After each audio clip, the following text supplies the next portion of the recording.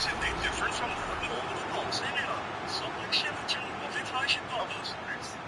New shoe technology G1 robot has a height of only 1.27 meters, which is the height of a child, and both sides have basically the same height and weight.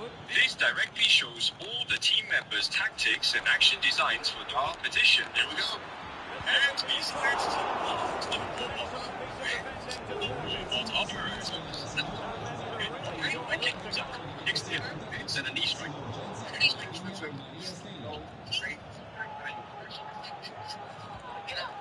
It's in there. See the legs? Get it? All there. Let's see if they can use themselves. Okay, very quick movement, picking up independently. This ain't there. Oh, this is real life, bro. This move is impressive. Yeah, very fast. This is real life, bro. Yes, and getting himself up is also a very tight getting up to me. Indeed, he got up by himself, but still he mastered through iron training, allowing him to quickly get up after falling, and his rolling moves are very similar to humans.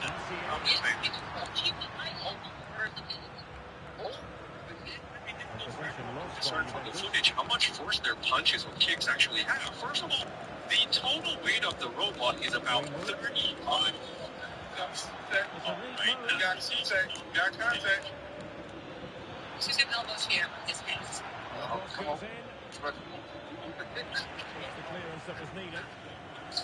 Force now. The 120 Newton meters. With medium strength from the Netherlands. The punch can reach 2 meters. Again, big ones can reach 0.8 to 10 meters. So you can make a comparison. That is insane, bro. Well, they both exploding with each other. Oh, in any case, you didn't go up with who you got one? I'm going with green wolves. Green. If basic fighting skills, such as great punches, ends up swinging and kicking moves. The key is how an operator coordinates with the robot to execute. Yeah, the operator right there too. Parlay. Some scoring rules for everyone. The main scoring areas when hitting the opponent are the torso and the head, as these areas score. The situation has changed in one of the other games. Here's Alex Scott with the news.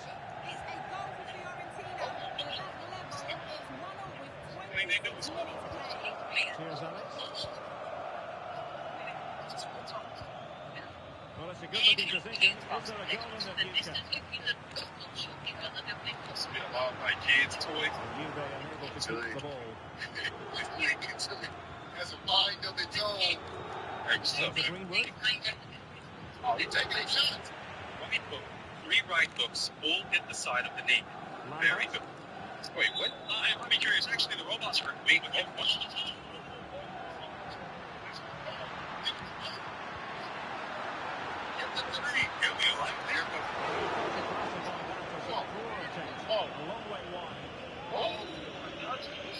No, it's fucked up. Hey, yo.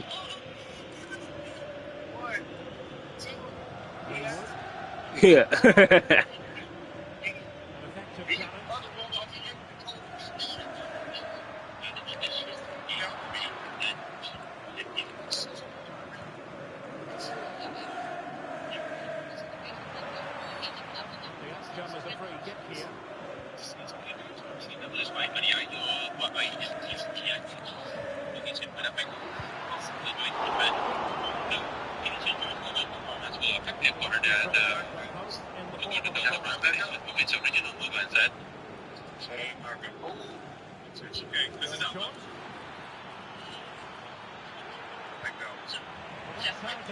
Inside your own penalty area.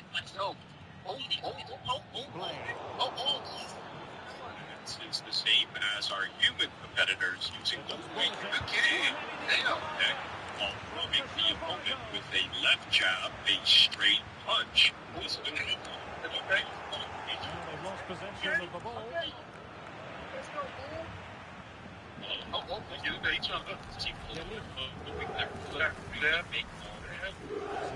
at half-time, and they are making good use of home advantage. Still a bit of work to do there. Stuart, your thoughts on what you've seen? Matches without a setup. They've been the better side in this first half. They've defended well, they've looked dangerous in attack, and they've controlled the midfield. 看到梅西的 match that sometimes he doesn't miss each other. Mr. Chen, what is the reading? Well, it looks highly promising, but they got nothing out of it. They don't adjust that. Our operator is also holding the remote control similar to a joystick. Yes, but the remote control is relatively more complex because our robot is indeed quite complex. Many degrees of freedom and many actions to control. So the requirements for the operator are very high, especially their reaction ability. Giving them too much space on the flank. Right, now push him to the sideline position. Great strong tackle. Repeatedly using the forward punch. I'm going for the green one. But yeah, he's losing. Alphonso Davies. Well, it did look promising, but no threat in the end. They are all behind the Yo, Kunde, come on, man.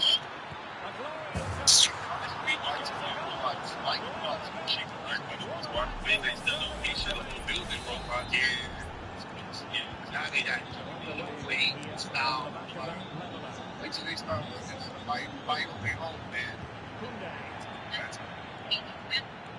Wow. Oh, they're gonna change boundaries after this. Around then, the battery can be replaced. Here, we just gotta refuel.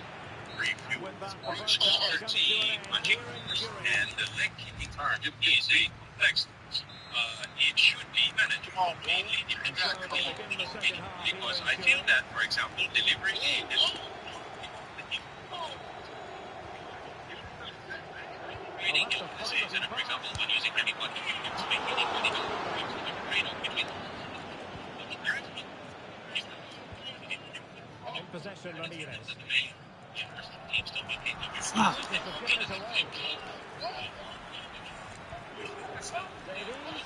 Really fine piece of defending play to break it up.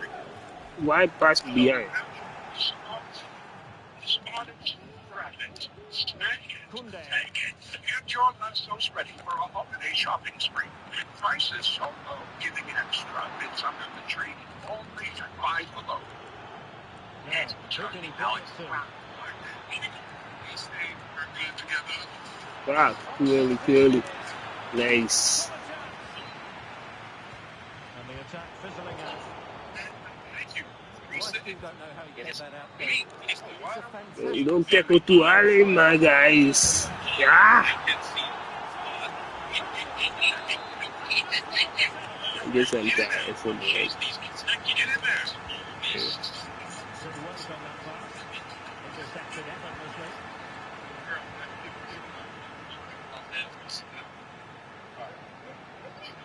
It's just need to have both robots face each other Well, again. you've got to savour such moments.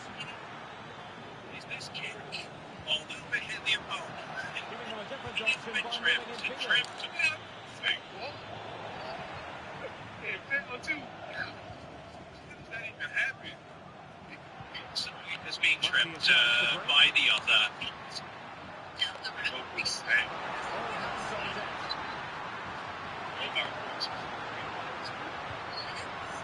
Can do it. How can they open up the defence here? Ah. On for them, but not to be. That little roundhouse kick. Well, here's a match coming up on EA TV Ah. that I think you'll want to join us for. I like the look of that game. The atmosphere is always good inside that stadium. This is And a it's way a of very being good an finish. artist. It's not like regular, full control. There's probably a lot that goes into it. Fuck, guys. And Juve come away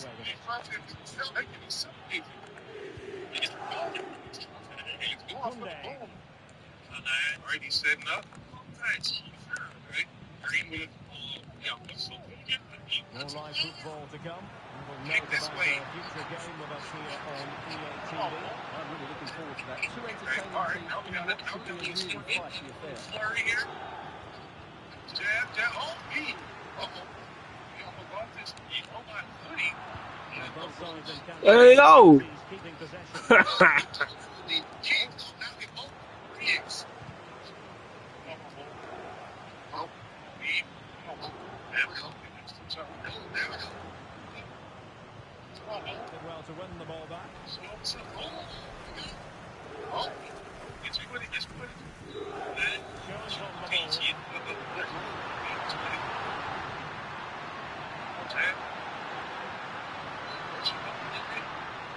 Hold on. Oh, hang on.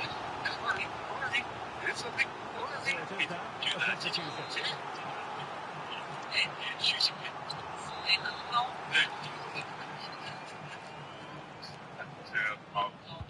Really deliberate with accuracy. And it's gone behind.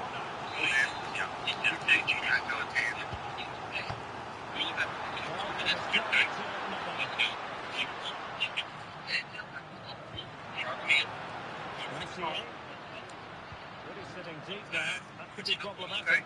There's the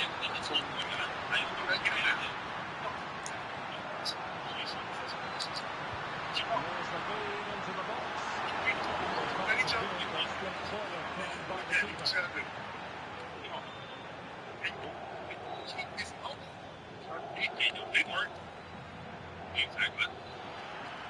Continues his run. I don't think after they just Get ready for the throw-in. Somebody gotta get knocked out, right? A chance to whip it in. Ooh, move. That's a really good run. That was. I didn't do. I didn't show him that. Is it going to be 3-1?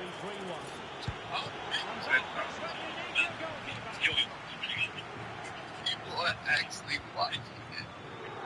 Yeah. Actually, watch this.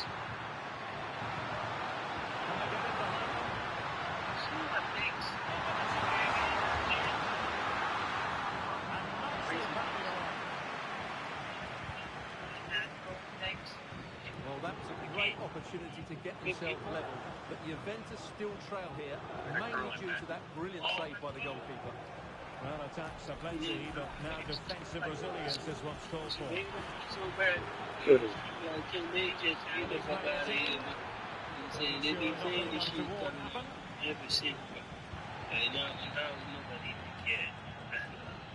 referee's letting it go as they keep the ball. Oh, good vision. Could be in. Still able to do a bit of damage. And there it is. A goal. I must say, much to the annoyance of the keeper. Oh, in with a chance. Oh, it looked as though he might be through. Not so. Lambert.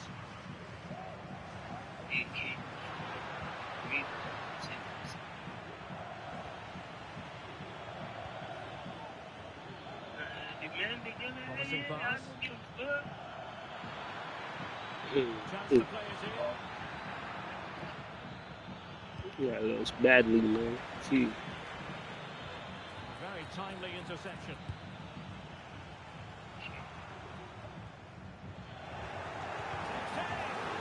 Not a surefire goal.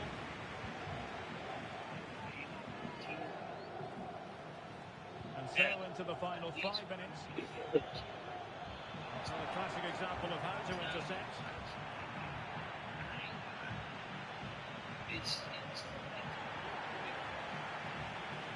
Now, was that challenge in the grey zone? But I'm. It's a good-looking pass.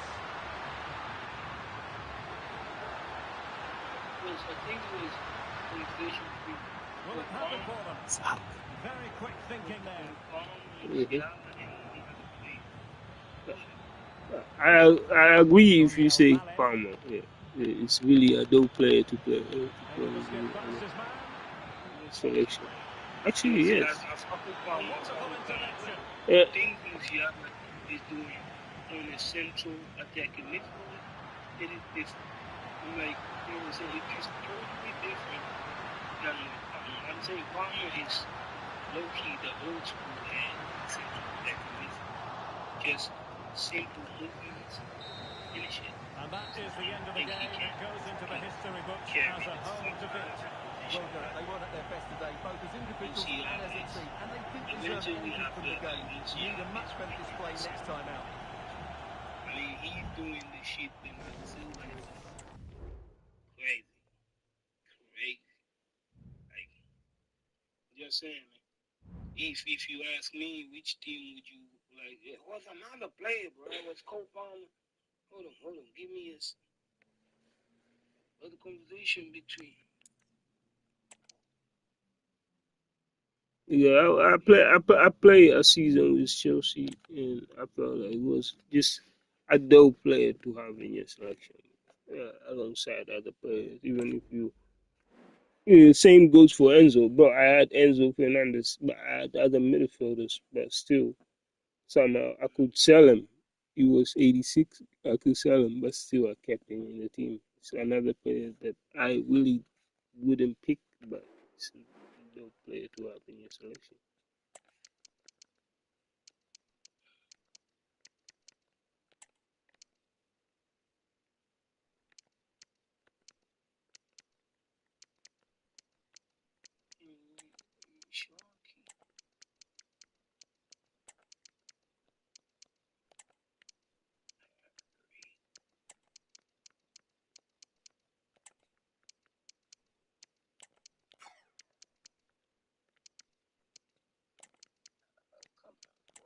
Where the fuck is this shit? And when the fuck was this? We're here to enjoy a matchup that football fans are sure to relish. Hello and thanks for joining us live here on EA TV. I'm Guy Mowbray, joined by Sue Smith in the commentary position. We've got a game coming up for you from Serie A. Your thoughts on this game then, Sue? Oh, it's still in there. It's gone out, and it's a Juventus corner. It's put into the middle, and he's got that one away. And the shot thwarted. Start shot. This is how the hosts line up. Yeah, it looks like a 4-2-1-3 system, and I do like the look of this. Plenty of protection defensively, but they have the numbers and the width when attacking. The fullbacks will be encouraged to join in because of the cover. Juventus trying to get things For moving. me right now, it's good as me. Nice I say cutback. this is right. Good chance here. Well, that is It's players like this, you have they started. You said 70. Well, here we can see it again, and he shows great ability to get past his man, and I couldn't see him missing from there. He made a strong connection. It's a nice goal, that. It is the other way around. See, it is the best striker is always game between them two. None of them is really a striker. Like him. 1-0 then as we get started again. Who are you starting? Are you subbing? I'm saying start anything the game. If you're speaking of a real striker, Kane is starting. You're subbing. Looks a good ball. You're subbing. Well, it was looking good, but ultimately nothing doing. If you speak about striker, like right now, this is right. That's what I'm saying. Like what is happening, it's right now. It's right. And that's a foul and a free kick. Mbappe, Haaland, Kane. Yeah? No, better, rather than just being on the end of it. You know, he's him. How nonchalant he is with Cole Palmer. Yeah, it's this. It's this shit. You know, I think what the fuck? I don't watch Bundesliga. PR. No, it's that's the other fan. I understand their importance, man. Jamal, attacking midfield. Jude, I see him. Dortmund, couple Champions League games. I see him around. Love my tennis. You know Ferdinand Djokovic? Yes. But it makes sense, man. It makes sense. It makes sense. Okay, second. Saka, Olise, Due. That is tough, man. That is tough. Olise, I will start sub. I will sub shit. And exactly, they are tough though, but you know, at the end of the day, you know, you know. I would definitely start Olise over Due and Saka. Most definitely. And sub maybe Saka, but yeah, Saka on the sub. So Right now, I'm saying that is crazy to say that. Like, you know what I'm saying? It's because England know what he can do. I know, And and I feel. he can do. Yeah. And the difference between these two, like he played in Premier League way longer than this nigga. And I'm saying it is tough to say Saka have to sit on the bench. You know what I'm saying? That's Even me. after seeing like you know what I'm saying, the fucked up moment rather than the you know what I'm saying good stuff that he be showing. Still I'm saying Saka is doing crazy stuff. Right? But To be a sub is not a bad thing, you know what I mean? But anyway, but you know what I'm saying, but I'm saying Saka starts. uh, This is the right order. This is the fucking right order, bro. You know what I'm saying? it's still tough. This is a tough one, man, because they are all good players. But sheesh, This one. Bellingham, This Musiala, the of really Palmer. I'm saying, you know That's what I'm saying? damn. It's good. It's good. I feel like it's in the right order. Again, still, because it's Bellingham. I'm sorry. You know what I'm saying? Not even Glazing, bro. You know what I'm saying? But on the midfield, people like him on the central attacking midfield. But I feel it like he's the best midfielder right now. You know what I'm saying? Okay, well, that's crazy. You know what I'm saying? On top of Pedri. But, like, I feel like he might be better than Pedri. If he might be better than Pedri. But, you know what I'm saying? It's crazy. But It's crazy. I'm saying he might be better than Pedri because the thing that he does is quickly sending people away. And I'm like, yo, you can't do that. But I see it way less because he's struggling to just, you know what I'm saying? I don't know. It feels like before that he was literally hugging with the midfielder people. I'm like, don't do that. Get away from them and just send people away. You know what I'm saying? But I'm seeing it happening this year way more. I'm like, okay, if he keep doing it, he might be better than Pedri. Pedri gotta send people away, bro. Like, yo, stop struggling on the midfielder because you ain't got a body of a midfielder. And the body of a midfielder we're talking about. If you really like to play it, Pogba was that shit, and you seeing a vision, a little bit of Pogba in Bellingham. I do big things, but I'm saying way shorter than Pogba, which makes you Well, faster, the fans know that but set you're still pieces are strong key today, in the and same this is an sense. opportunity that And they have that to take makes the advantage chain of. better. But short midfielders Body ain't in the way. really good if you keep the ball down to yourself. You know what I'm saying? Getting news in And of a that is goal in the Pedri. But Fiorentina even match. if you Over like to the Alex ball, Scott. It's a goal for you Napoli. can play on The the midfield. goalkeeper's made an But initial great you save, got but there's nothing he can do after that. It's now running. 12 minutes on the clock. I'm saying this stop Musiala. Pushing I forward. think Now to make the you right choice. got Nicely played through. great Maybe not. stuff. That was well read to cut it out. I'm saying for England though, that's why I'm saying still and we're young. Cody Gakpo. You gotta be. Gakpo. He's Say, in here. right here, And it's there. The lead didn't last long. They're back level already. Well, here's the replay, and just look at the way he glides past the defender. Makes it look so easy. And as soon as he's through 1v1 with the goalkeeper, he just goes for power and smashes it in the net. It's a quality finish. Too crazy. Yeah. Maybe I'll read him. I think I don't know.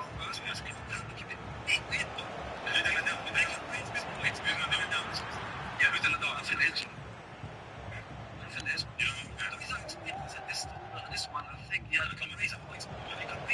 He doesn't do. This could be dangerous. Turn around in possession. Excellent positioning. they think that this Judy's in Nadal.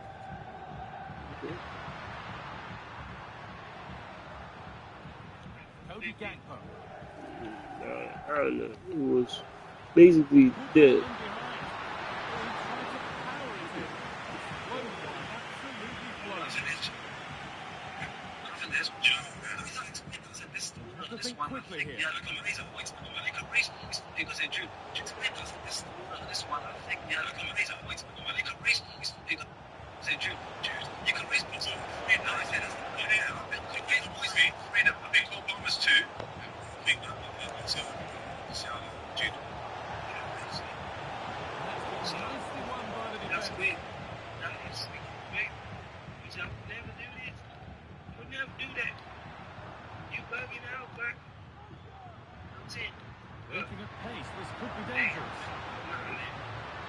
It's not it's good. You know what I'm saying? I still see that people's respect this shit. Well, a place to lose the ball just when the chance was on. It's not barely. You know what I'm saying, Coach? Also, Really nicely played. What can they do with this now? making mistakes. Oh, You know what I'm what saying? Like, you don't really catch him making that much, and they still making them. Not too many. Pedro de la Vega. But no, man, I would honestly, sheesh. Nah, it's alright order. It's alright order. I think you're all based on different things, you know. That's what I said. That's what I said. You're all based on different things. At the end of the day, you have to It's remember tough, this man. Premier League. Yeah, so I don't watch Bundesliga like that. So I don't know what Musiala's on. Jude, I see him. Dortmund, a couple of Champions League games. I see him Real Madrid. The best Madrid player. If he went to Madrid, he was the best player of Madrid. Yeah, I know that last season. Yeah, I remember. But I'm saying, in our last phase. You know the problem about Musiala too. I don't know. Maybe Palmer has the same. Is you know, injuries. Once they get injury, is just tough. It's a long out. And by Jude, Mondam, sometimes he play with injuries. You know. It's even it's fucked up because he's fucking up for himself, and he can keep you out for a while, but still you see him playing a lot compared to the rest. He plays even in injury, and it's kind of yeah, it's this Hafalak. You know what I mean? It's Hafalak. My For that reason, I'm saying he got to be on. You know what I'm saying? You got to start him. You know what I'm saying? For that reason, not only everywhere, by the way, you know, to go Dortmund, you're still starting.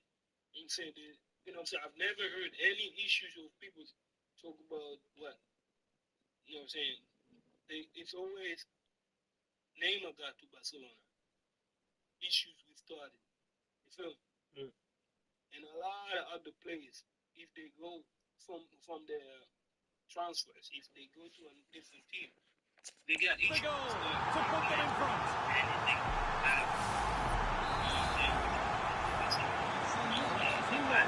Ball gets rolling again. Has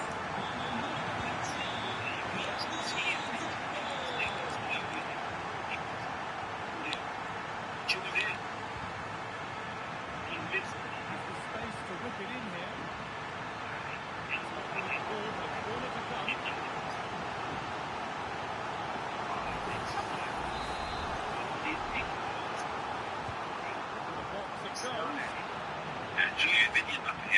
Palmer might be better than Jude on attacking. I have to be very honest. Attacking midfield.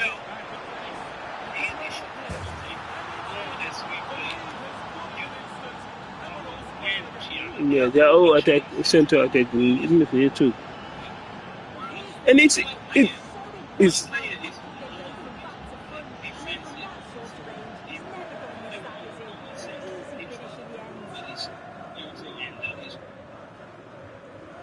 you can actually even put him on central defensive midfield. He will still do good. And away we go again. 2-2. Telling him himself, but the other two, Musiala and Palmer, they are more forward. They like to attack more than doing the things on the defense. So, and for our teams, for our coach, it's easy to choice. He's the one that can do both defend and attack.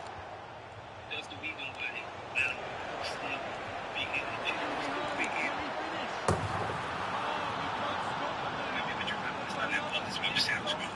As a Premier League fan,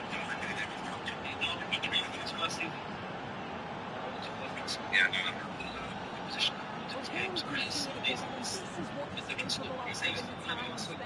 You've got to question the defending. Could they have got tackling earlier? I think that has been a better debut season for Real Madrid in St. I've seen. It's not that bad. He played a different role second. Yeah. It wasn't just me. It wasn't just a normal first game. He wasn't like even meant to be that suggest. Yeah. In their second season as well, when he went into the Euros, he didn't have the best Euro, but he was still. You can see what he was talking about. Since I think midway last season to now. When he scored a recent season, it's not scored in this in January. The thing is, it's what he likes. I said this when we did a game.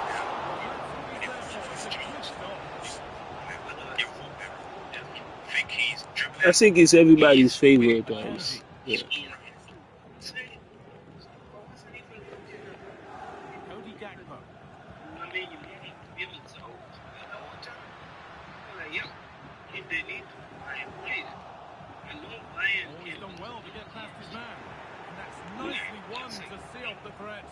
Man, I enjoy the transfer talks about hearing a player like him. I'm talking about Musiala getting linked to Real Madrid. I was like, hey, it's amazing if they get him, but still, you have to figure it out in the midfield and everything. Is he willing to do that? Maybe in the near future he will be saying like, I don't know, go elsewhere. But for now, I don't know. I think it's better to just stay in back and just improve, especially after your injury.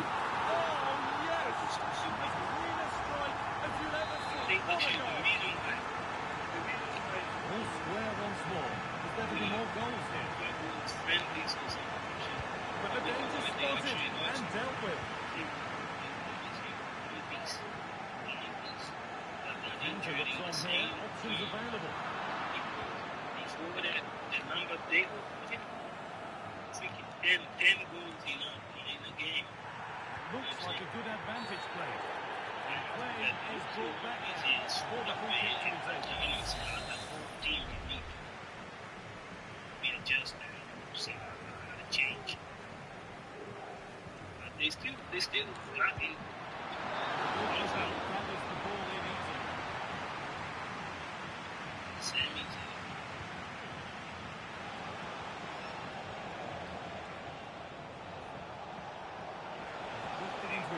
Position here.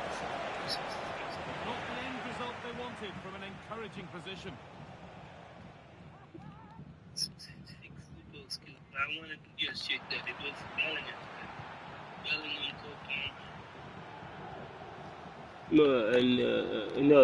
Bellingham, Musiala.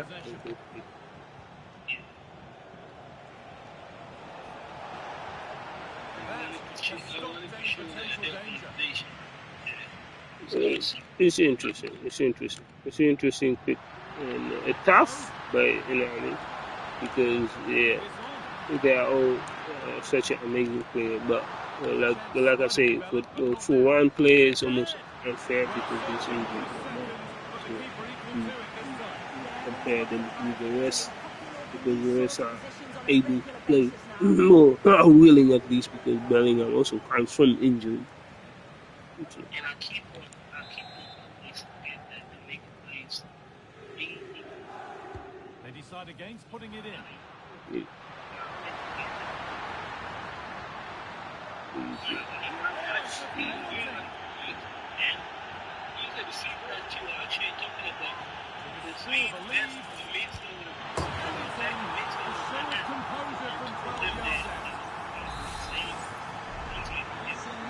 Underway once more. The onus on Juventus to find a response. Really nicely played. What can they do with this now?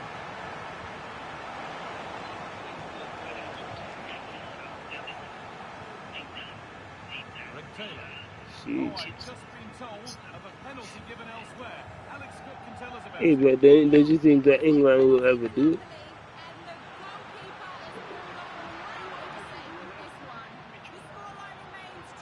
Not knowing.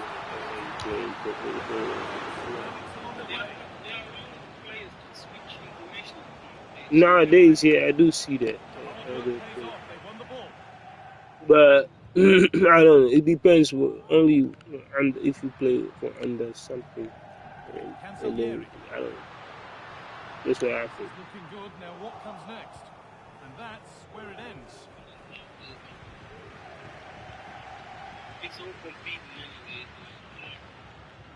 Moving the ball forward. What can they do with this? Oh, didn't get that right. There could be punishment coming.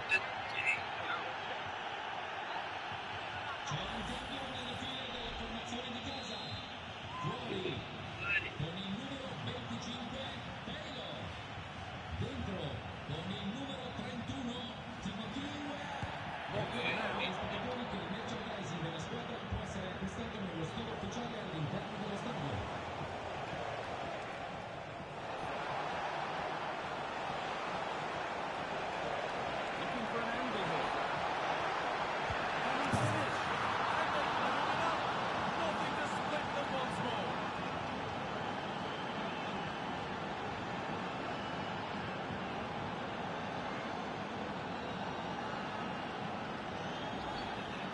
Well, here we can see it again.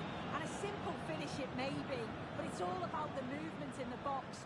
Just to find that yard or two of space. That's what makes it an easy finish in the end. Yes, sir. You know, so I say, Lectures. lectures. Some serious videos that'll make your jaw Just drop. hey, for days, if I like, definitely. And you ain't gotta think about it later. If you haven't already, go ahead and hit that sub button to sub up. Join the family. This is the most lit and active community on YouTube, period. With that being said, guys, let's hop straight into the video. There's a leaf in our backyard. It's been going crazy back here, so we're going out to investigate. But for real, though, look at it. This one leaf. It's been doing this for like 10 minutes now. There's no wind, nothing. This leaf is just going wild. I can't explain it. Look, nothing else moving. Just that leaf. I can't explain this. Why this leaf? Leaf. So lit. I would like leave that leaf alone. Position where the wind can hit it just right, or it's a fade trap. Either way, it shouldn't be doing a Macarena like this. What are these lines in the sky that we have all seen? There's sprayed particulate dispersion. Bottom line is, when we have up-close film footage of these aircraft at altitude with nozzles visible turning dispersions on and off, this is not, quote, condensation. Geometry Watchdog is the only entity to sample what these heavy aircraft are emitting at altitude. We found exactly what we knew in the starting with aluminum nanoparticles. Bioavailable freeform aluminum is toxic to all life, period. That element is named in numerous climate engineering patents as part of the geoengineering dispersion element. This elephant in the sky that we're told is a conspiracy theory is exactly what the entire global climate science community says we need to deploy immediately to slow down the warming of the planet. I feel like there has to be a hidden agenda behind this, because I'm sure there's a much better way to cool the planet that doesn't involve us breathing in aluminum every day. Oh my, oh God. She's like right there. I'm close. I'm not afraid of her. No, yeah. Like, she's, what is she? I'm like moving in my hand. I can't be worried. I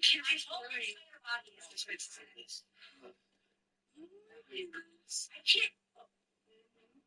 Do you guys see what I'm looking at right now? It's like,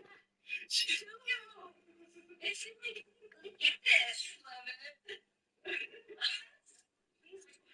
She's like, this video might be the best evidence of paranormal activity I've ever seen. A ghost was trying to grab that sucker like it was trick or treating. No.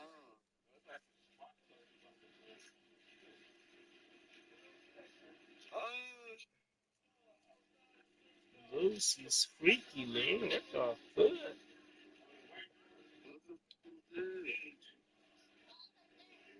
Let's grab a sucker. What the fuck?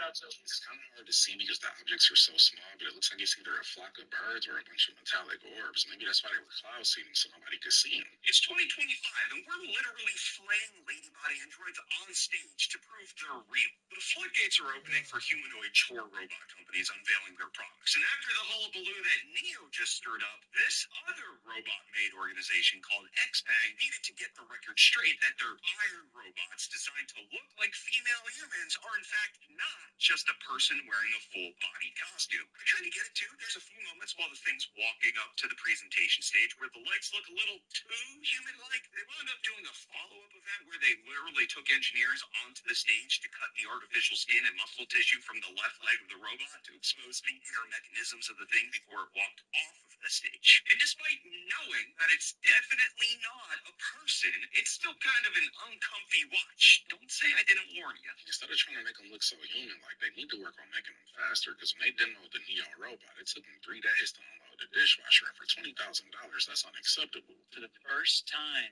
in human history, there are mosquitoes in Iceland. Oh no! That's crazy. Scientists are like, we have no idea how they got here. How they got there, also how they're surviving. Yeah, Bill Gates is up to something, dude. Don't you think they're gonna take us out? We're experiencing that polar shift, dude. Or they're genetically modifying mosquitoes so they can live in any climate. Maybe. They're the new cockroach. Maybe. Yeah. Well, freaky, though. Super freaky. Which I will say, everything's been weird this year. Who said that every year? Yeah, I know it. But if you look at, because like the poles shift, it affects weather, ecosystems, and if you look at this year's hurricanes, dude, they are taking that same track. They're not hitting the U.S. I mean, let's not pretend that bugs being modified, weather manipulation, all this stuff isn't happening and isn't real. It's been in the books, in courtrooms, documents, CIA, FBI, all this stuff. It's happening. Oh, yeah. So we just don't know what we're going to be reading about in 30 years. Like, oh, yeah, in 2025, they were doing this. They got caught in that. And they had, the documents got declassified later on. It's like we're living in things that we don't even know. We're surrounded by it. Yeah. And if it is being manipulated, you're playing with people's lives. And it's crazy. Yeah. We've seen that there's laboratories that are breeding genetically modified mosquitoes to eliminate certain diseases, so it wouldn't surprise me if they were modifying their genetics to survive different climates as well. Oh my god, right now we are out and there's a periscope taking pictures of us in the water. This is so freaky. Holy crap, it is flipping around. And it's going down. Oh my gosh. Holy crap. Oh my gosh. If I was on that boat, we would be headed back to dry land so fast the motors would start smoking. Did you know that Orwell's 1984 was published by the Warburg family? They were the family that was basically, they had the biggest hands in the creation of the Federal Reserve. And I think there's something almost like poetic in the irony of them writing the technocratic dystopian empire that we're living in right now. I just find that, I don't know, quite amusing. This is my driver. And what else can you do behind this? Let's make behind a word. What else can you do besides make jokes about the ridiculous absurdity? Like she said, Paul Warburg was instrumental in establishing the Federal Reserve, so the fact that his family published 1984 tells me that it probably wasn't just a fictional novel, it was them laying out the plan to avoid karmic retribution. The disturbing fact of the day is that it's not grass, they're worms. Millions of tiny worms. Dude. Millions of tiny worms. I don't even know how to ski, but if I saw this, I would be headed back down the mountain like an Olympian. In 2012, deep in the mountains of Afghanistan, a U.S. Special Forces team reportedly vanished inside a cave. What they found, according to rumors, wasn't a weapon or a bunker. They found something far stranger. A metallic craft buried in stone, shaped like no aircraft known to man. They found a Vimana, a 5,000-year-old flying engine described in India's ancient texts. And the soldiers, they were stuck into a time bubble. What? I know that sounds fantastical. Let's rewind. What actually is a Vimana? In the Sanskrit epics Mahabharata and Ramayana, the gods didn't just fly. They piloted gleaming ships that could rise into the sky like the sun, fire blazing missiles, and even cross into the realm of the stars. Some were as huge as a palace, covered in gold and mirrors. Others, like King Ravana's Pushpaka Vimana, could travel anywhere at the speed of thought. Sounds like a UFO. And yeah, this all sounds like mythology. But here's where it gets weird. A text called the Vaimanika Shastra claimed to be a technical manual on how Vimanas actually work, complete with fuel recipes, flight instructions, and anti-gravity principles. How did an ancient text know anything about all this? But scientists later tested it and said the aerodynamics were impossible. But believers argue the text was only a fragment, evidence of lost technology from an advanced civilization wiped out by time. Skeptics say it's all poetic metaphor, divine imagination, not divine engineering. Others claim that the story of US soldiers finding a 5,000-year-old Vimana in a cave is a complete hoax. The Vaimanika Shastra also has some holes in its theory, but I dive way deeper into this fascinating machine known as the Vimana in my latest YouTube video. So go give it a watch if you have the time. I want to say that this story is a hoax because if we ever discovered that actual Vimana, they would be reverse engineering get an Area 51 right now, and we would never hear about it. It's not about compensation. It's not like I'm going to go out and buy a yacht with it or something. It's just that if I'm going to build up Optimus and have all these robots out there, I need to make sure we do not have a terminated scenario, maximize the safety of the robot. And I feel like Out the way it speaks, man. Mr. Tesla.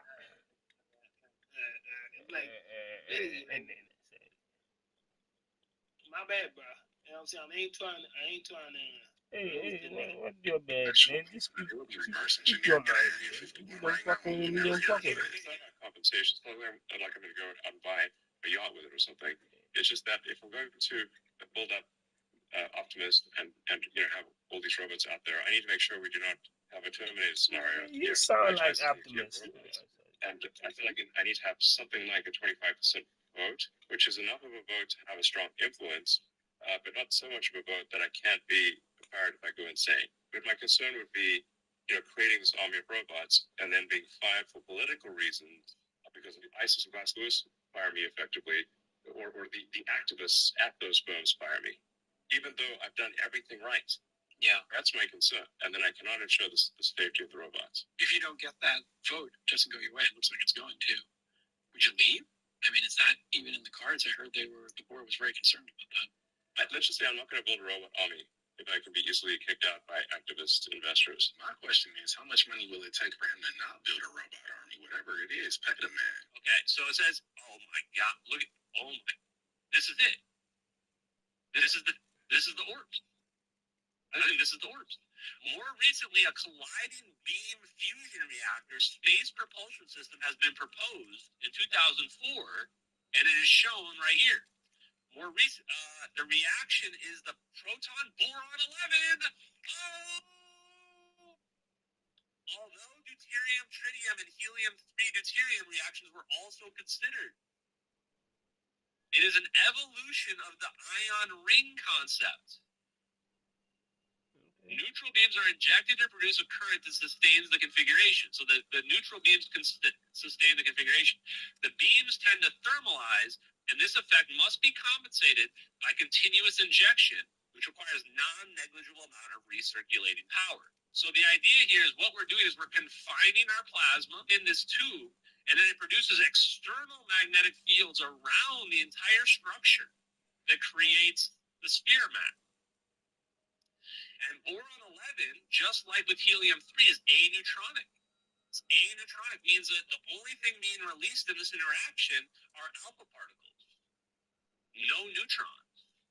So this is directly producing electricity with this configuration. This could explain why there's been such an influx of orb sightings lately. A lot of them could be man-made. Stop driving the Waymos. They are just randomly stopped. It's a person. Yeah. It's there's somebody in there? Yeah, there's somebody in there. Why you bang on the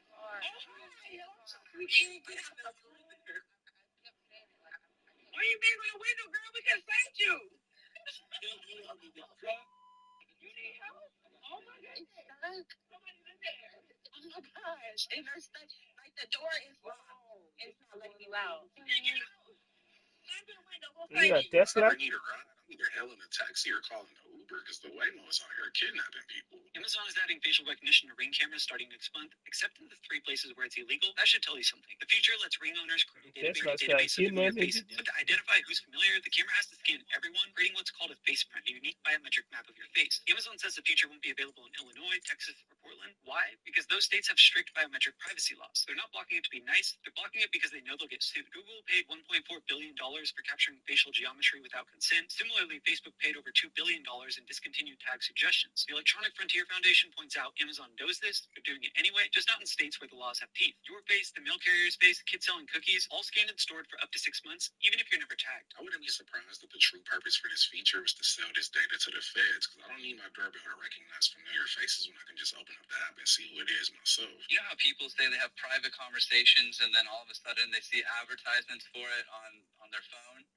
What if these companies have found a way to tap into this frequency that our body is emitting? Did you know that the human body emits a frequency? The frequency is called IEEE 802.15.6. It is a standard for short-range, low-power, and highly reliable wireless communication in, on, and around the human body. So the human body emits a frequency that someone can log into, just like how we log into a hotspot or into a Wi-Fi network. What if someone can log on to our network? You know how people say they have private conversations and then all of a sudden they see advertisements for it on their phone? What if these companies have found a way to tap into this frequency that our body is emitting? If our body is emitting a frequency, then there's no way that they're not using our phones to tap into that frequency. And people can take over computers through a cryptid website link. I'm sure they've found a way to take over our computer. There's a woman named Sabrina Wallace that breaks down body area networks in the human biofield, and based on her research, they can definitely do this. Dude, is that Robin, like, floating in the sky? Wow, that is so weird. Now birds are just floating. Oh, that's... There has to be a power line that we just can't see, because I know this bird isn't just levitating. Access to your social media. Oh, that's a very common thing now. A lot of games, they are heavily incentivizing linking your social media accounts to your game accounts and letting them see your contacts, your friends list. Well, because they want all that data, they want to know who they can market to. They want to see what your demographics are. They want to say, what is this customer like? How can you opt out? So there are some games that require you to have social media integration. There's other, see people with dark patterns. No. So like there are these patterns that exist in social media design and app design that steer you down a particular direction. And so they don't force you to do it. But the average user, unless they're trying to fight their way out of it, is going to do it. So for example, I'll be logging into a game. I've just downloaded Overwatch 2, and it says you need to log in. You can either go through this extremely convoluted process of creating a new only Overwatch 2 Blizzard account, or you can click the button that says log in with Google or log in with Facebook. What are 99? And then you click it, and it says to do this, you have to give us permission to see this. And you and I care about this stuff because we're I think relics who remember when privacy was a thing and when some things are for yourself. A lot of these kids, they just don't care. Yeah, it's when you realize you got hacked. And it's like, well, why do you want that? Are you going to give that away? They say, well, like they don't see value in it, and they grew up with that as the norm. Right. And that's why I say it's important to remember when it wasn't the norm. I used to be excited about the future and all this new technology, but once these companies started mining and selling our data, it kind of ruined everything. That's a lavanado or a volcano. That is a tornado from a volcano.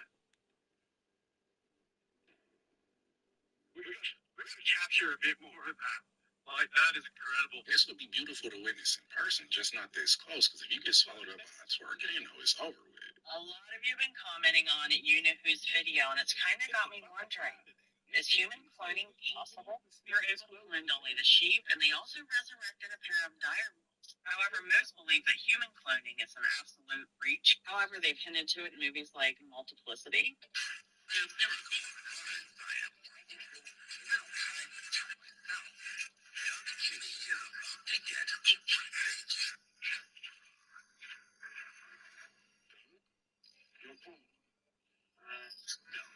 Didn't turn out too well because the clones were making other clones and they were just getting dumber and dumber until eventually.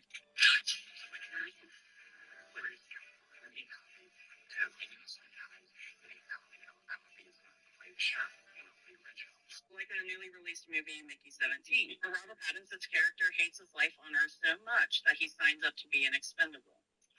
Mickey, deep breaths. Imagine there's an unknown virus in the air, and you're sucking in every single microscopic particle floating around. And then you have the movie The Substance, in which Demi Moore's character is so desperate for youth that she uses a black market substance extracted from her younger self. A lot of you call this conspiracy, but what if we've known about this for a long, long time? Listen closely.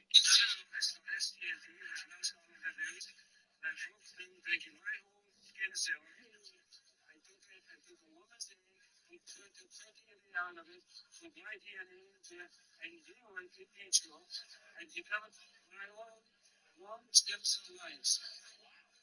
The only guy in the world today who has me in the features before I was born.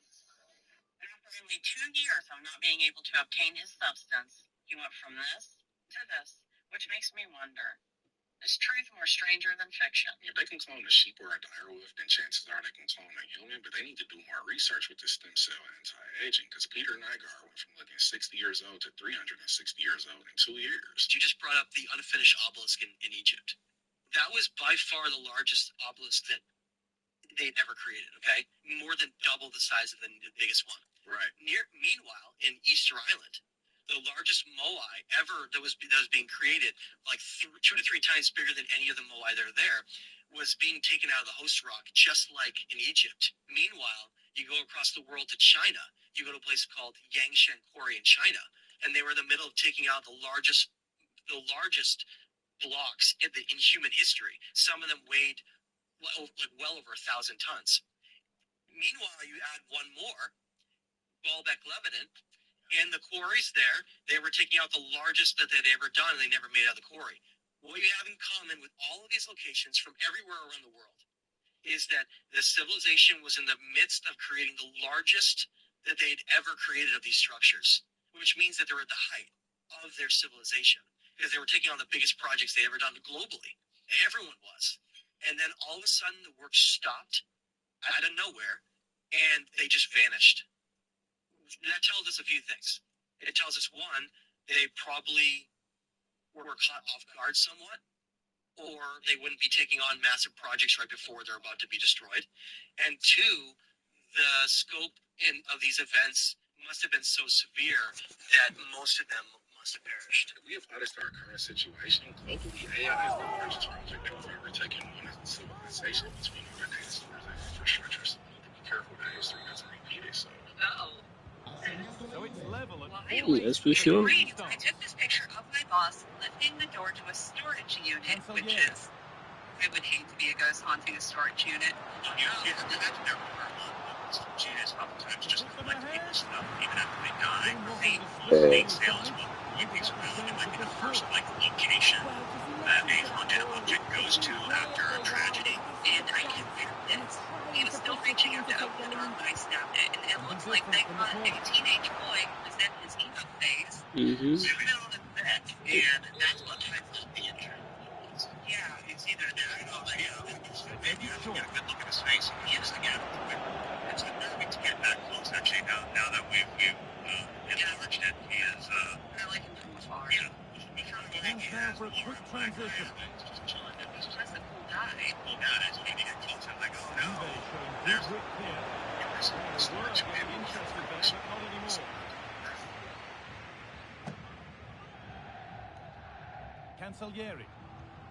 Plenty of open space here. Weighted beautifully. Oh, what More than that. Close it down, bro. Juve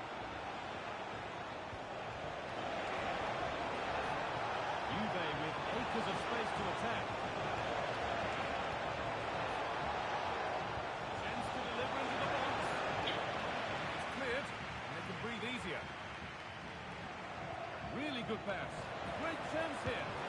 Well, given the position he found himself in, he really should be testing the That's keeper. crazy. Fantastic opportunity squandered. It look like a beer or some shit. I'm not sure how legitimate this footage is, but it comes like a skinwalker and process of shapeshifting into a velociraptor. Scientists discovered the world's largest spider web in a sulfur cave on the Albanian-Greek border. Scientists have discovered what they're calling the world's largest singular spider web. The massive web stretches across 1,140 square feet, about half the size of the Thames River.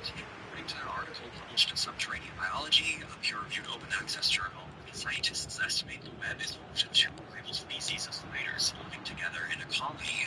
Approximately 69,000 pond-house spiders and 42,000 bakery spiders. They describe it as the first documented case of colonial web formation in these species. A video sparking attention online shows one of the researchers touching the web filled with over 102,000 spiders. Do you think the world's largest spider web? Turtle spider backyard. It did look promising, but threat averted.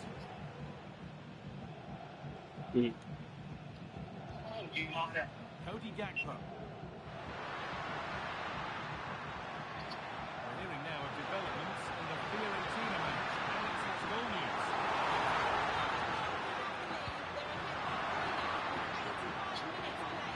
Thanks, Alex. How did they fail to score? That's one to ponder for a while.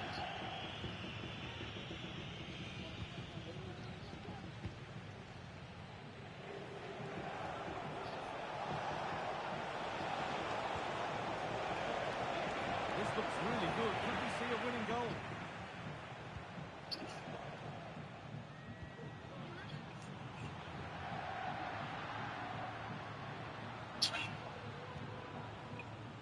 Matteo Cancellieri.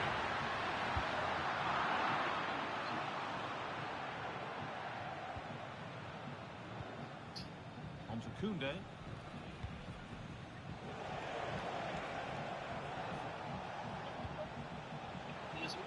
Mi spiace anche tu.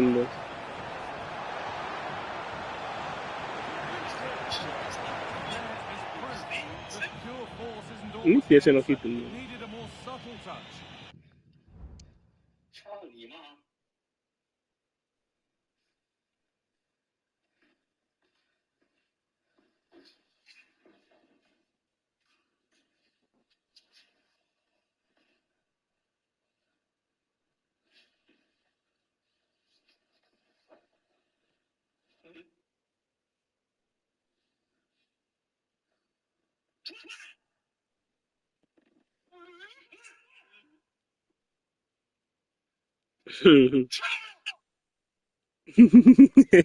It sounds like somebody make,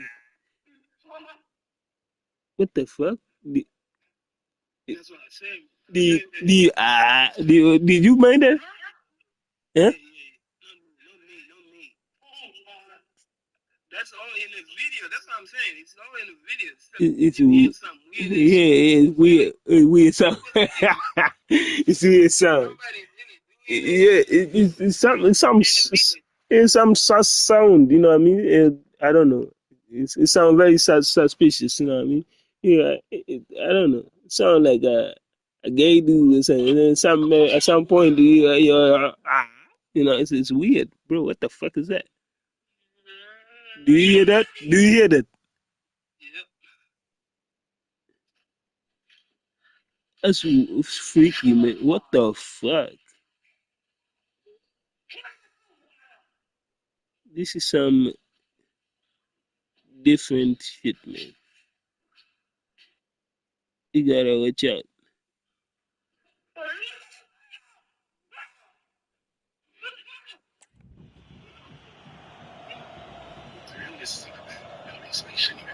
Yeah, you shouldn't be there, man. What the fuck, you? She just experienced the scariest moment of her life because as she was recording her cat, she called it over and it didn't respond. And that is Later, the a final flash whistle. appeared out of It ends all when square she here, rewatched the and that footage, was she a thoroughly realized that wasn't her entertaining cat. game. So give us your verdict. Yeah, it really could have gone either way. I thought both teams were positive though. They were going hammer and tongs from the very start. I think a point apiece is probably the fair result. Well, he has put in a truly magnificent performance today, nigh on unplayable. What are your thoughts, Sue? Well, what an individual performance. Show the real composure in front of goal. He'll be disappointed they didn't win, but he certainly should be pleased with his efforts.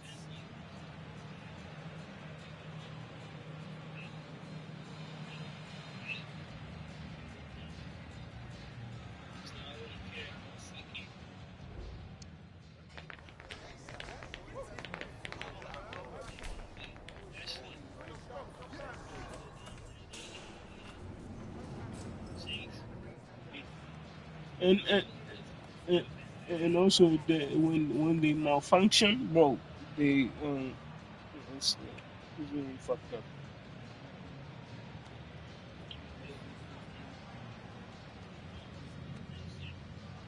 And they always actually they always malfunction.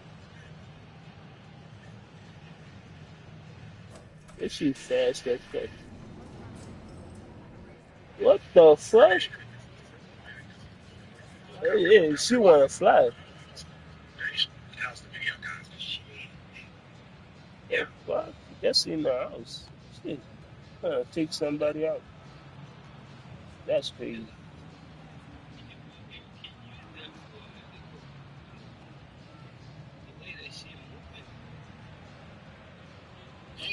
My nigga like I needed some help.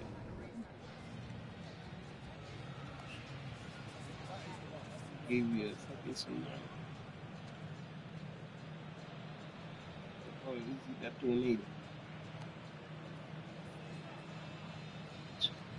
Yeah, frozen tornado.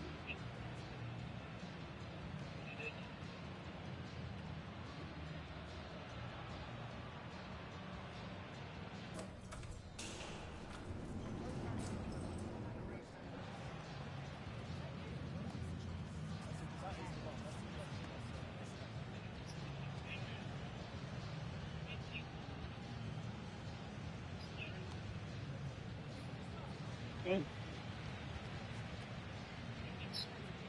April 2023, Sudan's capital, Khartoum, wakes up to the Alright. sound of fire. Tanks roll through the streets, fighter jets scream overhead. On one side, the Sudanese army, on the other, the militia it once created, the Rapid Support Forces. On paper, this is a past struggle for control of the country, but in reality, it's a fight between a bankrupt state and a militia sitting on a private fortune in gold, mercenary contracts, and foreign markets. At the center of it all is this man, Mohammed Hamdan Dagolo. People call him Hemeti. He's not your typical general, no. He's a camel trader turned warlord who built his empire on the back of genocide, smuggling, and gold. Today, Hemeti is one of the richest men in Sudan, commanding a private army that rivals the state itself. His fighters aren't just in Sudan. They've been hired out as mercenaries in Yemen. They've smuggled gold to Dubai. They've even cut deals with Russia's Wagner group. But how did we get here?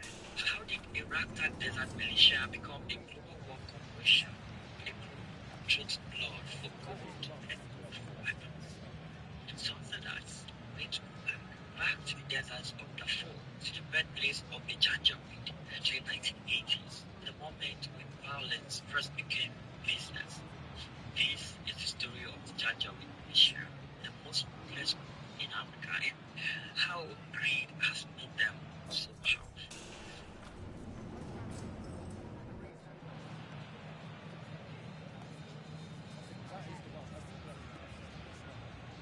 To fully understand this government-sponsored terror, we have to start here in Darfur, a vast arid region in western Sudan.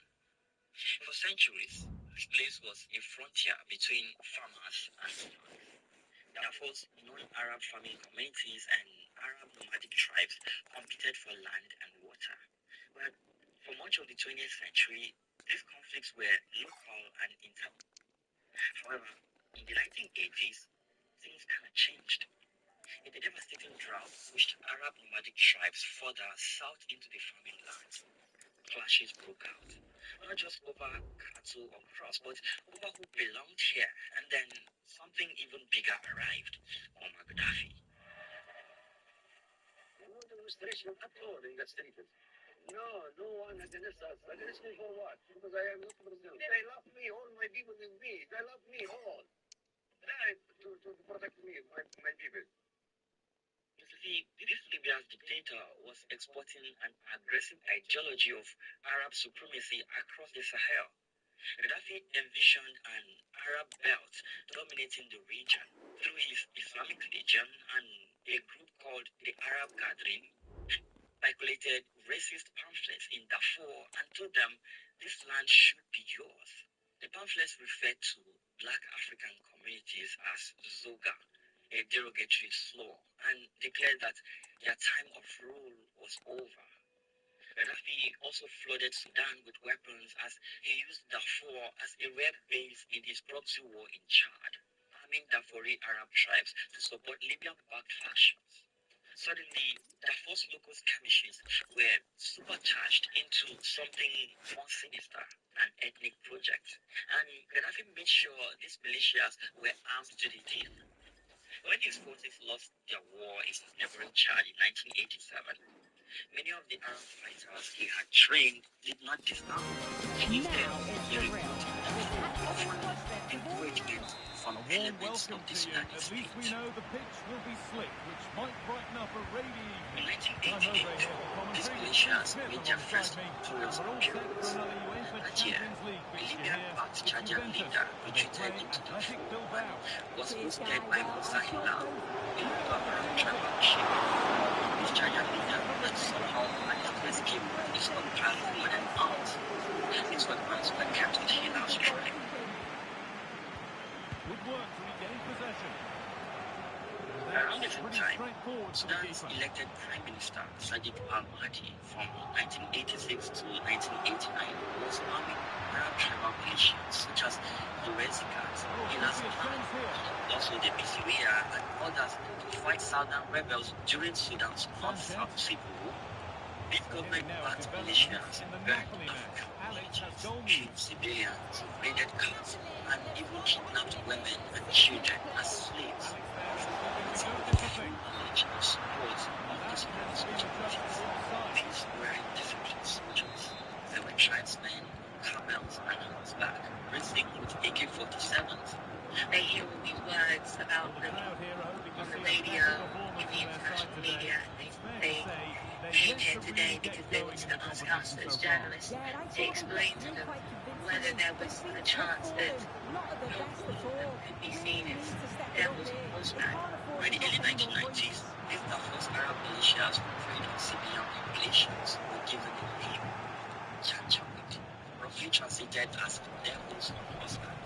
And though they were irregular militias, Khartoum's rulers quietly tolerated them. From 1999 to 2000, facing new rebel threats in Darfur, the regime in Khartoum formally and incorporated some Janjaweed fighters into units like border guards and popular defense forces.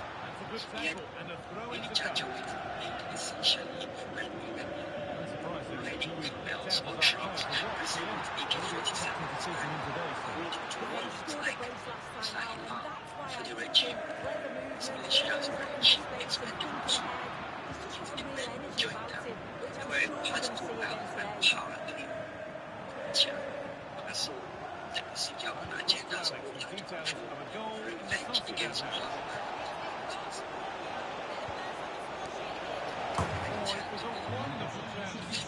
To other killing, Arab militias on one side, marginalized African communities on the other. And when rebellion finally erupted in 2003, Janjaweed openly unleashed with a level of violence the world hadn't seen in decades. His message to the government, give me what I want or face the consequences. How to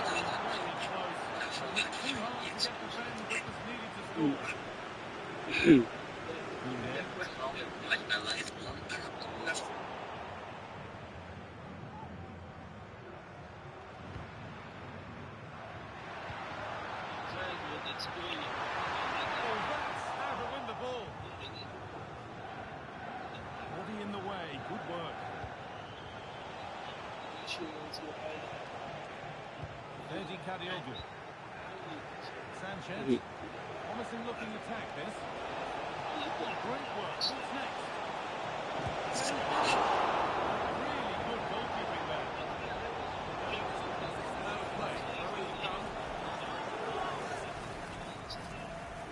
So your ID. More defensive work to do here. And it's a little wild. I'm sure he can hit them better than that.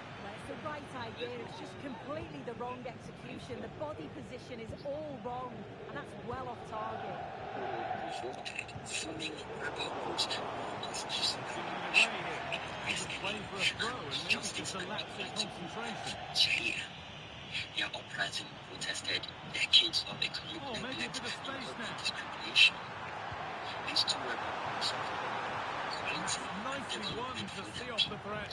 Well, Khartoum's response was brutal and insidious. Sanchez. Rather than rely solely on the regular army, which was stressed thin and filled with mistrust by Sudan's dictator, Omar al-Bashir, Sudan's president made a darker choice. The regime unleashed the Janjaweed militias as its counterinsurgency men.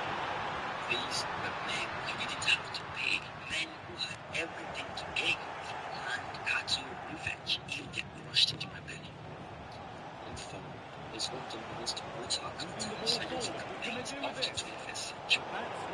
Starting in 2003, came through 2004 to 2005, the Janjaweed, often coordinating with Sudanese military aircraft and ships, swept through hundreds of villages and communities. It targeted Shore, Masamit, Zaka, the same ethnic groups from which the rebels drew support from Sudanese efforts. And the Janjaweed was sweeping on horseback and pickup trucks, guns blazing. They killed men, raped women, touched homes, and looted everything of value. Because so man must have nothing to reject. Attack nothing was right back. In 2005, the United Nations estimated 300,000 people were dead, and millions were driven into displacement camps. Survivors gave the Janjaweed a reputation of stick, quote, but the campaign wasn't just this was the intense and international countries, human rights groups, community system. If I could pick that to credit in general selection, the UN Security Council demanded that Khartoum disarm these militias. Although Sudan's government denied direct control over the Janjaweed, the UN showed a coordination in many of the attacks.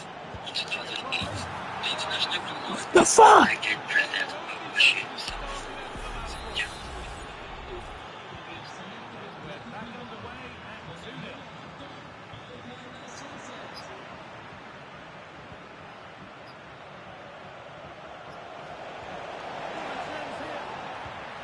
The first city council in charge, Janjaweed commanders like Ali Bashir were also indicted for crimes against humanity, but on the ground in Darfur. That's how to win it. How to do something with it.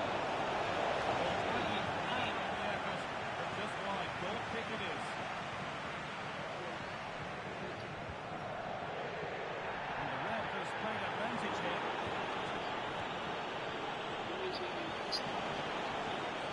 Juventus have possession again. I think it's more that they created their own kind of militia. Right? It's not necessarily that they were allowed to be in the army. They just, probably maybe they were already in the army and they just decided to rebel. The Sudanese army, the Sudanese themselves, they deny that. Indicted President al-Bashir himself for war crimes and genocide, the first sitting head of state ever charged. Janjaweed commanders like Ali Kushiab were also indicted for crimes against humanity. But on the ground in Darfur, little changed. By the mid-2000s, Khartoum tried to rebrand its proxy killers. Some Janjaweed were absorbed into border guards and paramilitary police, but the violence never stopped. And now something new was happening. Up until last week, a joint force had maintained law and order in the oil-rich Abyei region. Now, members of that force have turned on each other. Janjaweed weren't just fighting rebels anymore. They began fighting each other. That's what I'm saying. I told you. I'm so less encouraged. You know what I'm saying? It seemed like, you know what I'm saying, they was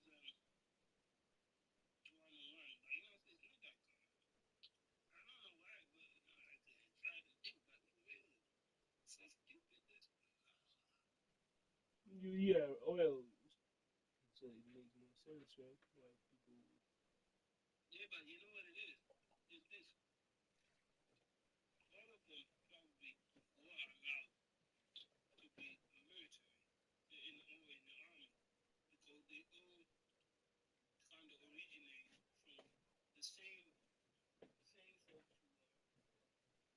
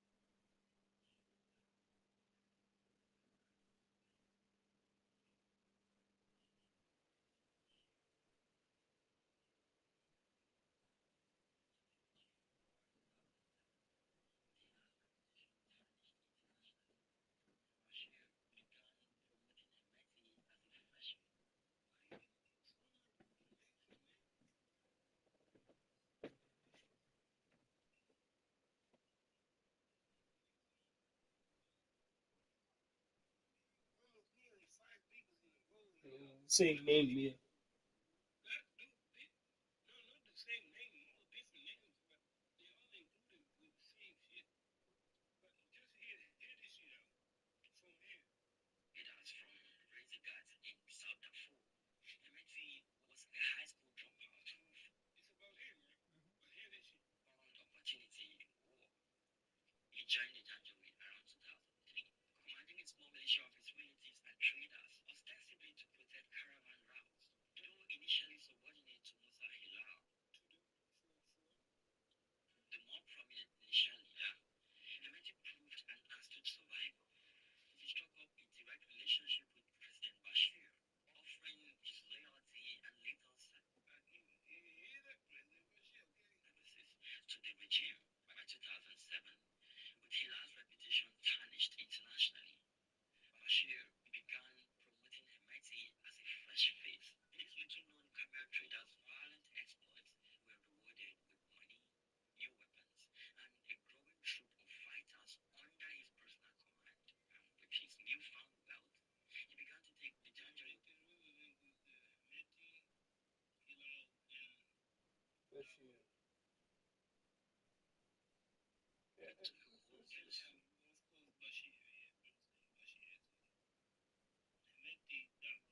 that is Bashir,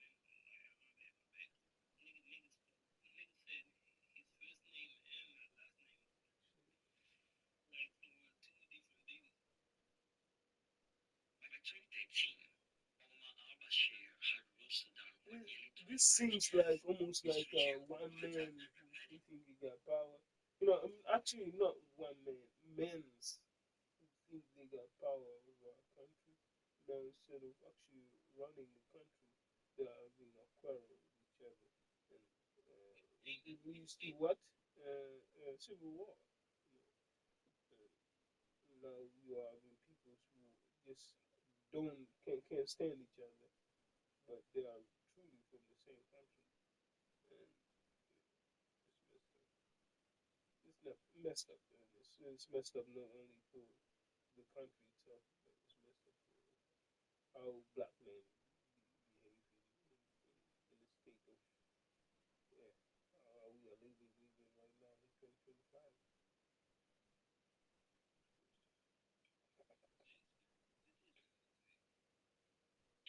Sanctions and international isolation. Oil revenues had collapsed after South Sudan's independence. The state was broke, the army overstretched, and Bashir needed a new wave to keep control. So he turned to the same force the world despised and gave them a new name. This was like a new baptism. The Janjaweed were reorganized into the Rapid Support Forces, the RSF. On paper, they were now an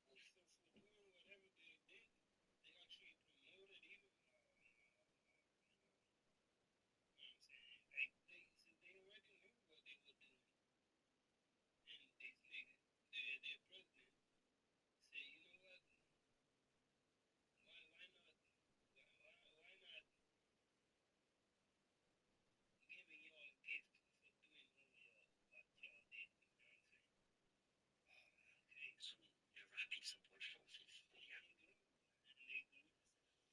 On paper, they were now an official paramilitary unit under the National Intelligence Service. In reality, they were still the same desert militias, just with uniforms, salaries, and government backing. And at their helm was this guy, MIT.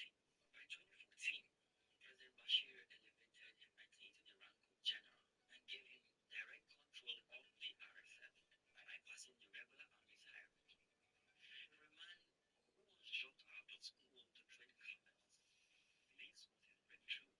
Bashir distrusted Sudan's regular army. He feared coups, so he elevated MIT directly, bypassing generals and gave him command over tens of thousands of fighters. And he's scared of them? What's going on? It seems like the nigga was pressing him beyond the other. Can be. MIT delivered. Under Hemeti's command, the RSF became Bashir's Swiss Army knife of violence. They crushed rebellions in South. It sounds like this is going to take a full takeoff. He gave me everything. Pretty much got the whole military. Kordofan and Blue Nile. They chased migrants across the desert as Europe's border police, funded by EU money. They even opened fire on protesters in Khartoum where demonstrations threatened the regime. A 2015 Human Rights Watch investigation found that RSF troops in Darfur and the Nuba Mountains committed egregious abuses against civilians, including torture, extrajudicial killings, mass rape, and the torching of villages, mirroring the earlier atrocities committed by the same Janjaweed. In one notorious incident in 2014, during an operation ironically codenamed Attack into the Devils, Hemeti's RSF forces laid waste to dozens of villages in South Darfur, forcing tens of thousands to flee. Despite their terrible record, Bashir lionized the RSF as heroes fighting rebels and bandits. But behind the scenes, Hemeti was building something more than just a fighting force. He was building a business empire. It all began in 2017. Musa Hilal, the architect of the original Janjaweed, had been given a government post after Darfur's war, but he soon grew critical of Bashir's regime and resisted fully relinquishing his armed influence. At the same time, Hilal controlled a literal gold mine of power, the lucrative Jebel Amr gold mines in North Darfur, which his clan had seized during the conflict. A UN report estimated that Hilal's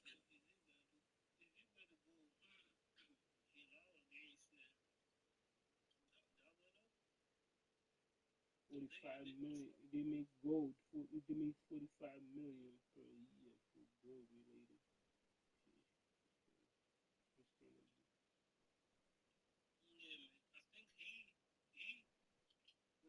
I think he was a so-called Hill out. He was the leader. He was the leader of the what?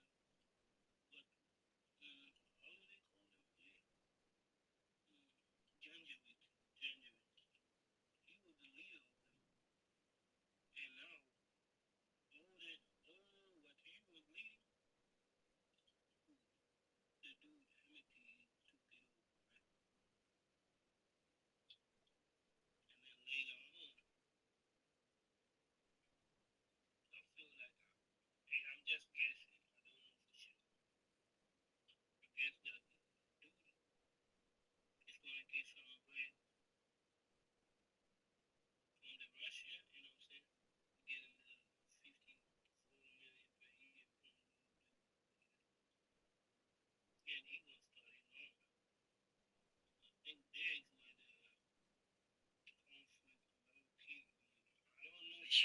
earning up to $54 million per year from Jebel Ahmed's gold by 2015.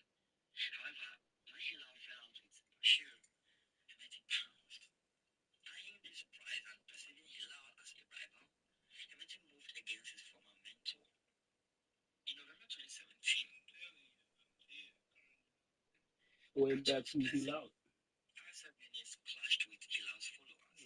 Hemeti's forces stormed Jebel Ahmed. I think Hilal was a radical, and Hemeti knew that, but Hemeti and his family gained dominion over one of Sudan's richest he went back to him eventually. greatly boosting Hemeti's personal fortune. By the late 2010s, the RSF had evolved into a state within a state. It answered directly to Bashir and Hemeti, not to Sudan's regular military command. It also ran an expanding commercial network. Hemeti's brother, Abdul Rahman Dagolo, the RSF deputy commander, and other relatives established a company named But Dagolo is going, ostensibly a he's private mining becoming actually their main villain. RSF's financial arm. I say Dagolo, he's going to become the main villain. It's the Hemeti.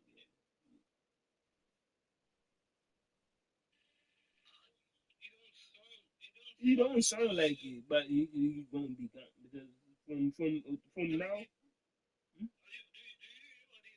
you hear what he said? Like he's going against his former, how do you say, apprentice or whatever. Against Hilal, right? Yeah, that used to be. He's a boss or whatever. Yeah. You know, now he just what they're trying to say. They caught him. With Achog's blessing, RSF units clashed with Hilal's followers. They clashed. Hemeti's forces stormed Jebel Ahmed, arrested Hilal, and took the mine for themselves. Because they infiltrated a place where he would mine, and you know what I'm saying, and he already got the military behind him, so they really just went Guns blazing. Hemeti and his family gained dominion over one of Sudan's richest gold deposits, greatly boosting Hemeti's personal fortune. It's crazy that it's all about fortune. All crazy. You know what I'm saying? Y'all killing millions and millions all for what? Bread. Of course. You know what I'm saying? It's not like as if people didn't write it before y'all know. Like we told y'all niggas you're gonna do this. You know, look at this. It's crazy, nigga. Yeah, man. But we see. You know what I'm saying? It's not the first case, by the way. By the late 2010s, the RSF had evolved into a state within a state. It answered directly to Bashir. That this type of shit like this, you know what I'm saying? We all have common sense as you all speak, but somehow, sometimes they ain't sensing. They're like, yo. Bashir and Hemeti, not to Sudan's regular military command. He also ran an expanding commercial network. Hemeti's brother, Abdul Rahman Dagolo,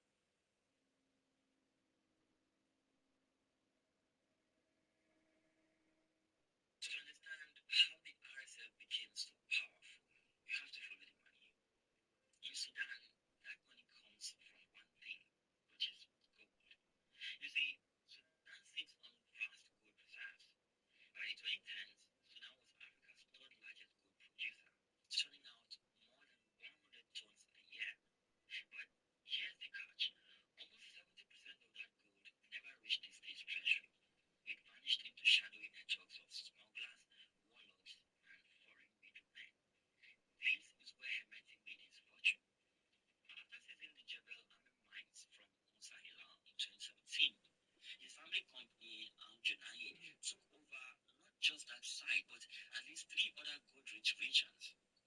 RSF fighters guarded the pits, taxed artisan miners, and even ran their own digging operations. The gold was trucked to Khartoum, loaded onto planes, and flown to Dubai, which is the gateway hub where Africa's illicit gold is laundered into the global economy. With limited domestic refining capacity, much of Sudan's gold is exported in rough bars, often by air.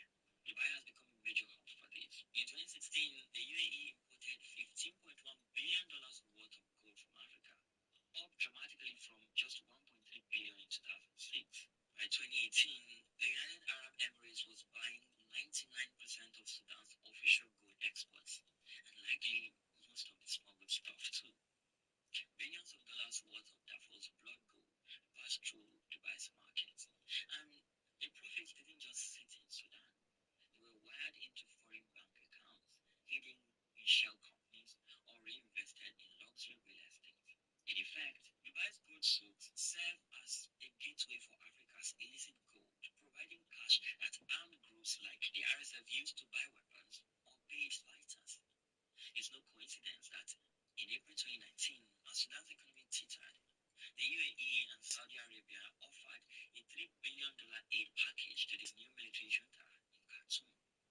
The Gulf states had an interest in stability and continued access to Sudan's gold. Various reports have detailed the smuggling routes and methods. Some gold is driven across remote deserts via the old 40 Days Road, a historic caravan trail toward Libya or Egypt. Other times, smugglers load gold onto small planes from clandestine airstrips in Darfur or Kordofan. Sudan is said to have hundreds of unregistered airstrips used for illicit trade. One common technique described by insiders is they stash the gold in a vehicle and get it out of Khartoum city limits, then hand it to a small airline or charter operator who hides the gold in a domestic flight to a border region. Finally, they fly it out of Sudan through an international airport where it is then declared as a legitimate cargo. In one 2019 incident, the RSF itself publicized that it seized 241 kg of gold bars from a private plane in Khartoum, claiming to bust the smuggling materials.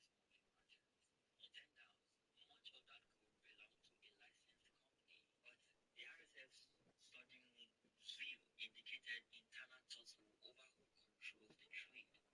Smuggling was so rampant that in 2021, an estimated $1.9 billion worth of Sudanese gold went unaccounted for, likely spirited out of the country through shadowy channels. For Hemeti, this golden web has paid off spectacularly. By monopolizing key mining areas and bypassing state controls, he amassed an untold fortune, making him Sudan's biggest gold trader. That gold revenue supercharged the RSF's rise. It allowed Hemeti to pay and expand his forces even when Sudan's economy was collapsing. This money, the militia kingpin has been able to recruit jobless youths from across the Sahel, bringing in fighters from Chad, Mali, and Niger to swell the RSF's ranks. Gold has funded the RSF's procurement of arms and vehicles, often via Middle Eastern intermediaries, further strengthening its autonomy from the national army. But gold was only one revenue stream. Hemeti had figured out how to monetize his fighters themselves. أولادكم اللي جندناهم في الدعم السريع يمشي اليمن ويجي أمس الشيخ ب10 مليار و400 ألف يصرف قروش يديه يمشي يشتري له موتر ويشتري له بندقية ويشتري له شال ويخلي الدعم السريع. By the mid-2010s, Hemeti had gold, fighters, and a ruthless reputation. But he needed something more. Powerful friends abroad, and that's exactly what he got. His first major partners were the Gulf monarchies. In 2015, Saudi Arabia and the UAE were bogged down in a brutal war in Yemen. They needed manpower and fast. And Sudan's army wasn't reliable in this. So, who stepped up? Yeah, Hemeti and his RSF. He deployed tens of thousands of fighters to Yemen's front lines. Officially, they were part of Sudan's contribution to the Saudi-led coalition. In reality, they were mercenaries for hire, guarding borders, holding trenches, dying in a war that wasn't theirs. Well,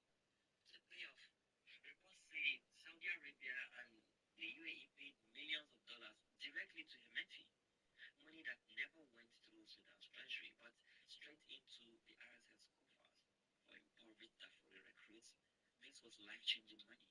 For Hemeti, it was something bigger. This was legitimacy. He had Gulf monarchies on speed dial. He was no longer just a warlord in the desert. He was a partner to some of the richest governments on earth. But Yemen wasn't the only foreign battlefield. In 2019, Hemeti sent RSF fighters to Libya, this time to back General Khalifa Haftar, a strong man supported by Egypt, the UAE, and Russia. Hundreds of RSF troops guarded Libya's oil field, securing Gulf and Russian interests while bringing in even more cash. And then there was Russia. Starting in 2017, the Wagner Group, Moscow's shadowy mercenary outfit, cut deals with the RSF. This was in exchange for gold concessions. Wagner provided weapons, training, even surface-to-air missiles.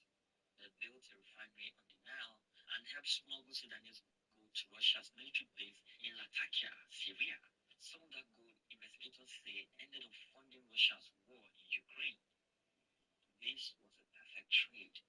Sudan's gold for Russia's weapons, and for Hemeti, a powerful ally against Western pressure. In February 20... crazy though? I actually heard people talking about this way before this happened was ongoing. Nakumbuka ilivyokuwa na kazi, watu wengi walikuwa wanaongelea, wanasema si Sudan and Russia, there is no issue between them, but they were saying that sarcasm, really they are working with each other more, but I thought it's just they cool with each other, we cool, but no, they were really business between them.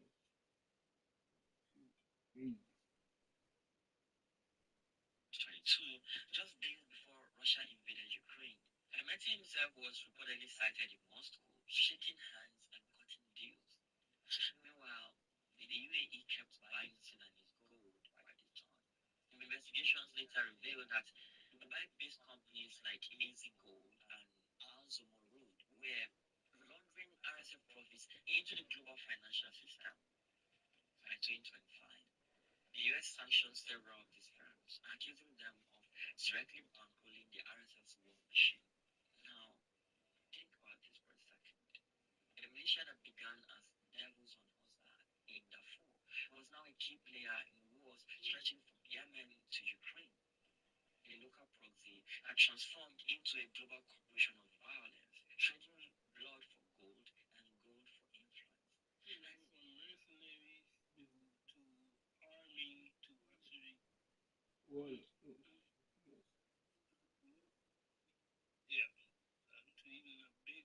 even a big chapter of con artists.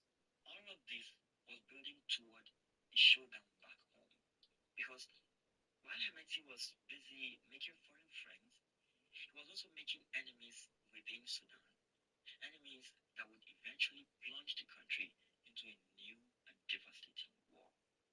Brutal power struggle is driving the conflict between army chief and de facto president Abdel Fattah al-Burhan and his former deputy Mohammed Hamdan Daglo, known as Hemeti.